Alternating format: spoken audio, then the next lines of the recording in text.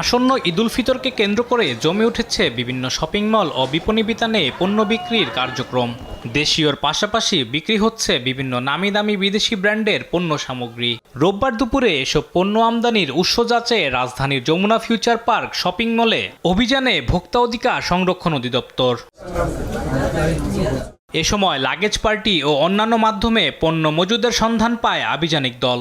যথাযথ ক্রয় রসিদ ও পণ্য আমদানির কাগজ ছাড়াই বিদেশি নামিদামি ব্র্যান্ডের কসমেটিক্স বিক্রির অভিযোগে দুটি দোকানকে জরিমানা করে সংস্থাটি। বিশ্বের নামিদামি বিভিন্ন ব্র্যান্ডের প্রসাধনী সামগ্রী এখানে বিক্রি করা হচ্ছে, কিন্তু তার যে সোর্স, জেনুইন সোর্স, সেটি নিশ্চিত হওয়া যাচ্ছে না। অর্থাৎ পেপারলেস বিজনেস করা হচ্ছে। এখানে কোনো রকমের ডকুমেন্ট এখানে নেই।